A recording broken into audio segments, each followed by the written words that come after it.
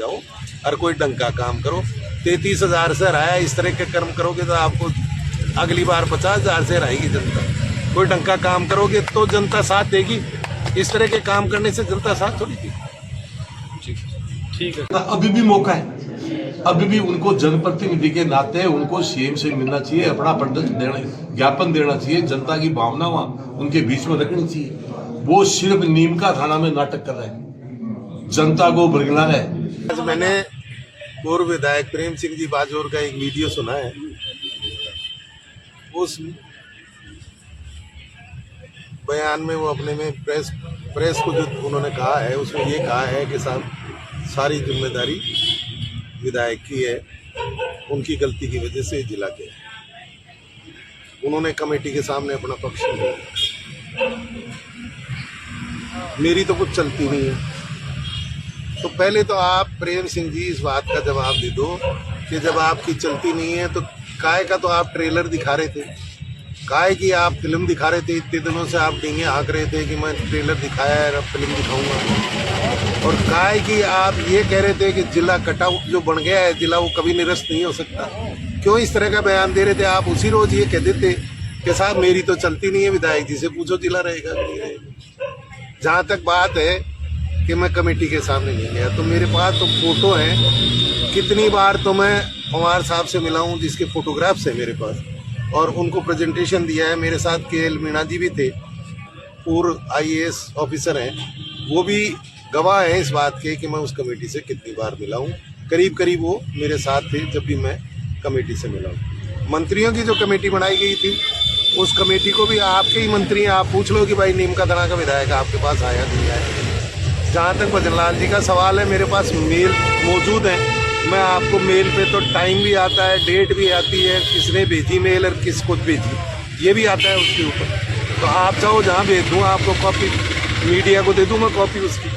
तो इस तरह की अनर्गल बयानबाजी आप अपनी जो है बातों को छुपाने के लिए करते हो, और आप उल्टे सीधे बयान देते हो। इन बयानों से बाहर जाओ, हर कोई ढंग का काम करो। 33,000 से हराया, इस तरह के कर्म करोगे तो आपको अगली बार 50,000 से हराएगी जनता। कोई ढंग का काम करोगे तो जनता साथ देगी, इस तरह के काम करने से जनता साथ थोड़ी देगी।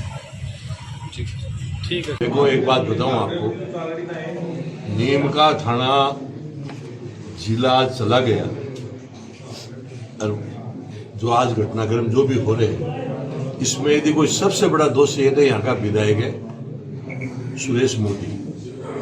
और क्यों है इसका कारण सुन लो आप। समीक्षा चल रही थी जिलों की कि भाई कौन से जिले जाएंगे, कौन सा जिला आएगा। एक मेरे को बता दो कि वो एक दिन भी जाके मुख्यमंत्री से मिला हो या उस कमेटी को कुछ न कुछ लिख के दिया हो। विधायक वो है, जनप्रतिनिधि वो है। मेरी बात सुन लो आप, जनता चुनाव ने उसको जीता है, तो जब समीक्षा चल रही थी तो उसको जाना चाहिए था। वहां जनता की भावनाएं उनके सामने रखनी चाहिए थी कि साहब हमारे क्षेत्र की जनता की भावना, वहां भी MLA की सुनते हैं, जनप्रतिनिधि की। और हमारे लिए तो वो ये कहता है कि ये कौन है। कई बार मैंने इसमें देखा व्हाट्सएप में, क्या है ये। अभी भी मौका है, अभी भी उनको जनप्रतिनिधि के नाते उनको सीएम से मिलना चाहिए, अपना ज्ञापन देना चाहिए, जनता की भावना उनके बीच में रखनी चाहिए। वो सिर्फ नीम का थाना में नाटक कर रहे हैं, जनता को भड़का रहे हैं।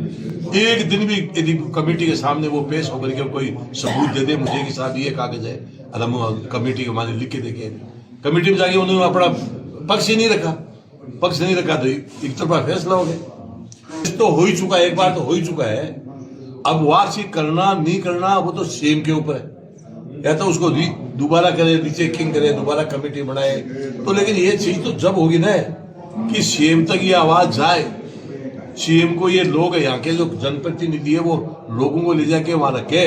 मेरी बात सुनो, मैंने आपको एक बात बता दी, बिना तथ्य के कोई भी आदमी कुछ भी कह सकता है।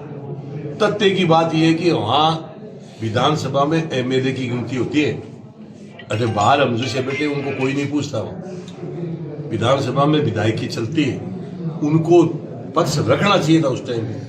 जब बाकायदा कमेटी बनाई गई थी, रीचेकिंग हो रही थी, सबको पता था, अखबारों में आ रही है, तो विधायक की जिम्मेदारी है सबको साथ लेके वहां जाता और जाकर के अपना पक्ष रखता कि भाई हमारी जनता का ये दुख दर्द है।